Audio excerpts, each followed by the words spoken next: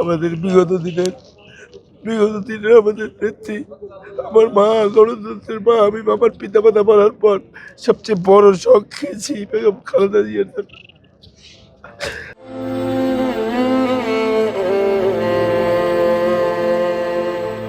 আমরা বাংলাদেশ একজন গার্ডিয়ান অভিভাবক হারাছি। পুরো একটা বিল্ডিং এর যেরকম ছাদ না থাকলে যেরকম বিল্ডিং এ থাকা যায় না, পুরো একটা বিল্ডিং এর ছাদ আমরা মনে করছি বেগম খালেদা জিয়া আমাদের জন্য একটা ছাদ ছিল। সেক্ষেত্রে আমরা যারা রাজনীতি করি দীর্ঘদিন ম্যাডাম খালেদা জিয়ার পিছনে পিছনে পিছনে পিছনে আমাদের অনেক স্মৃতি আছে। সেক্ষেত্রে আমরা তো আর এই লোকটার পিছনে, গাড়ির পিছনে আর দৌড়তে পারবো না। আমরা তো আর গাড়িটাকে ছুঁয়ে একটু চালান দিতে পারবো না। আমরা তো আর কাক পাখির মতো তাকিয়ে থাকতে পারবো না। ম্যাডাম খালেদা জিয়া আসতেছে। ভবিষ্যৎ হোক নিরাপদ, বিনিয়োগ হোক বিশ্বস্ত, আর আমার পছন্দ সল্ট বে। ওয়েলকাম টু সল্ট বে। সেই যখন ফ্যাসিস্ট আওয়ামী লীগ সরকার কর্তৃক ম্যাডাম খালেদা জিয়ার নামে যে মিথ্যা মামলা হলো, সেই মামলায় উনি প্রতিদিন অসুস্থ শরীর নিয়ে কোর্টে যাচ্ছে। সকাল থেকে আমরা সেই ফজরের নামাজ পড়ে, ফ্যাসিস্ট আওয়ামী লীগ সরকার আমাদেরকে বের হতে দিত না। আমরা বিভিন্ন জায়গায় আমরা সকাল থেকে থাকতাম। ম্যাডাম গাড়ির শব্দ পেলেই আমরা বের হয়ে যেতাম। এর আগে বের হলে ওরা আমাদেরকে গ্রেপ্তার করতো, না হয় আমাদেরকে মেচাকার করতো, যার কারণে আমাদের গ্যাদারিংটা হতো না। তাই সেক্ষেত্রে আমরা বিভিন্ন জায়গায় যখন ম্যাডামের শব্দ পাইতাম আমরা ওনাকে কোর্ট পর্যন্ত নিয়ে যেতাম, কোর্ট থেকে আবার বাসা পর্যন্ত নিয়ে যেতাম। কিন্তু এই লোকটাকে তো আর পাবো না, সেই গাড়িটাকে ম্যাডাম খালেদা আর দেখতে পারবো না। আমাদের বিগত দিনের আমাদের নেত্রী, আমার মা, গণতন্ত্রের মা। আমি আমার পিতা মাতা মারার পর সবচেয়ে বড় শখ খেয়েছি বেগম খালেদা জিয়ার জন্য। আমার পিতা মাতার পরে যদি কোনো বড় শখ খেয়ে থাকি বেগম খালেদা জিয়া। তাই বাংলাদেশে দীর্ঘ 18টি বছর আমরা যুদ্ধ করেছি এই ফ্যাসিস্ট খুনি হাসিনার বিরুদ্ধে।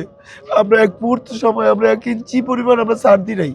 আমরা চোখে আঙুল দিয়ে, হাসিনার চোখে আঙুল দিয়ে খালেদা জিয়ার নির্দেশে কথা বলেছি যে থামো, তোমার এখানে এটা করা যাবে না, তোমার এইটার জন্য বাংলাদেশ না, তুমি এখান থেকে স্টপ ডাউন হাসিনা, তোমার এই সমস্ত কার্যক্রম তুমি থেমে যাও।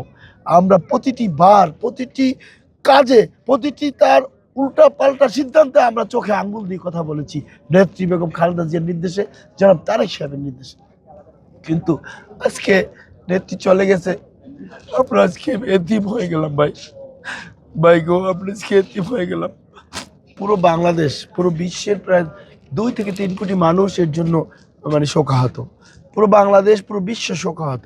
সেক্ষেত্রে ওরা, আমি মনে করবো ওদের চারিত্রিকগত, ওদের নীতিগত, ওদের আন্তরিকতার কোনো পরিবর্তন আমার মনে হয় আসে নাই।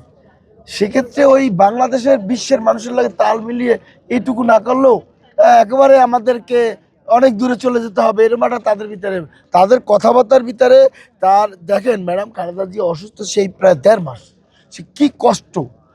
একটা বার একটা লাইন আসে নাই, একটা বার তার বিএনপির জন্য একটা লাইন আসে নাই। কিন্তু এখন দেখে পুরো বিশ্ব ম্যাডাম খালেদা জিয়ার জন্য কাঁদছে, পুরো বিশ্ববাসী চোখের পানি ফেলাইতেছে। এর জন্য আমি মনে করি ওদের চারিত্রিকগত কোনো পরিবর্তন আসে নাই, ওরা শুধু ওই দেওয়া দরকার এর জন্য, দেখানোর জন্য। তবে বাংলাদেশের ইতিহাসে, বাংলাদেশের স্বাধীনতার পরবর্তী ইতিহাসে শহীদ রাষ্ট্রপতি জিয়াউর রহমান স্যার যেরকম ইতিহাস করে গেছেন বিভিন্ন কাজে, বিভিন্ন চিন্তায় চেতনায়, ঠিক খালেদা জিয়াও বিভিন্ন কাজে, চিন্তা চেতনায়, অ্যাম্বিশনে ইতিহাস রেখে গেছেন। আগামী 100 বছর, 1000 বছর বেঁচে থাকলে ওনাদের এই কীর্তিময় কাজগুলো, ওনাদের এই সমস্ত চিন্তা চেতনাগুলো বেঁচে থাকবে ইনশাআল্লাহ।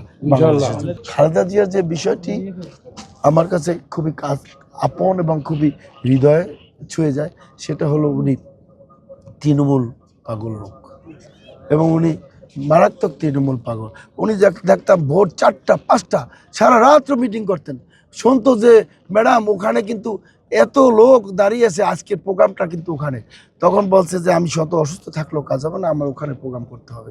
নির্বাচনে ওনার সাথে আমরা যখন কাজ করছি সেই 91, 96, 2001 আমরা দেখেছি যে সারা রাত্র লক্ষ লক্ষ মানুষ বিভিন্ন জায়গায় থাকতো, কিন্তু উনি উনি ওই সেই মানুষগুলো শত অসুস্থতা থাকলেও উনি মানুষের সাথে কথা বলে, হাত জাগিয়ে ওনাদের সাথে মিনিমাম একটু সৌজন্যবোধ করে উনি চলে যেত। তাই সেক্ষেত্রে ওনার সবচেয়ে আমার বেশি যে ভালোটা লাগে মাটি, মা, মানুষ।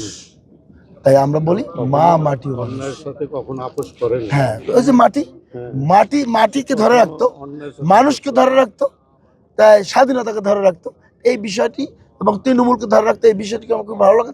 তাই আমরা বলি মা, মাটি ও মানুষের নেত্রী।